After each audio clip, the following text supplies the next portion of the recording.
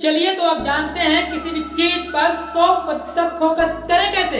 100% आप जहां पर हैं वहां पर रहें कैसे, जिससे आपको आप जो भी काम कर रहे हैं उसका 100% रिजल्ट मिले।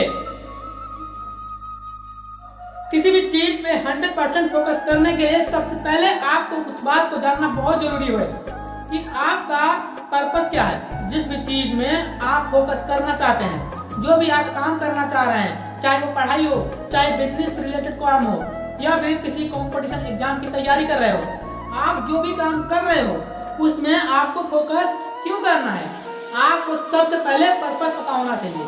कई लोग आपने देखा होगा कि बिना पर्पस के किसी चीज को करते रहते हैं और इस वजह से उनका ध्यान भटकता रहता है। जब आप किताब पढ़ने बैठते हैं तो सबसे पहले टॉपिक पढ़ते हैं ना, बिल्कुल पढ़ते हैं, लेकिन कई लोगों को पता ही नहीं होता है कि वो क्या पढ़ रहे हैं। वो पढ़ते जाते हैं, मतलब उनके मुंह से शब्द निकल रहे हैं, उनके मन में शब्द चल रहे हैं, लेकिन वो होते कहीं और हैं।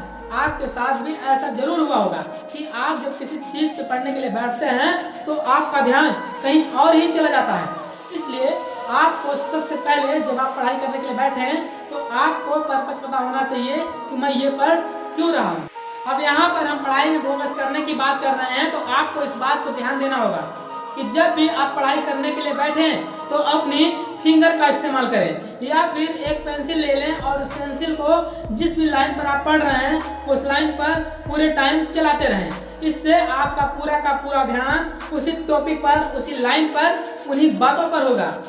आप लोग जब भी पढ़ते हैं तो अपनी सरसरी निगाहों से पढ़ते रहते हैं। आप एक लाइन से दूसरी लाइन तक जाते हैं जब तक आपका विचार एक जगह से दूसरी जगह नहीं चला जाता। आप 3-4 लाइन 5 लाइन पढ़ लेते हैं या फिर पूरा पेज पढ़ लेते हैं और उसके बाद आप सोचते हैं कि आप किसी और ही ख्याल में चले गए हैं। ये बहुत ही बुरी आदत है। किसी महान व्यक्ति ने कहा है कि don't read the lines, read between the lines.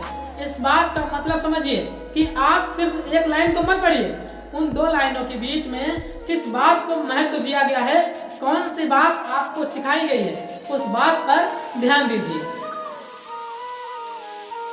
अब तीसरा सबसे इम्पोर्टेंट है कि यदि आप एक लाइन से दूसरी लाइन से तीसरी लाइन, या फिर आधे पैराग्राफ या पूरे पेज तक आ गए हैं तो आपको ध्यान देना है कि आप उस समय कहीं और खो तो नहीं गए थे, क्योंकि कई बार ऐसा होता है आप किसी और जगह पर चले जाते हैं।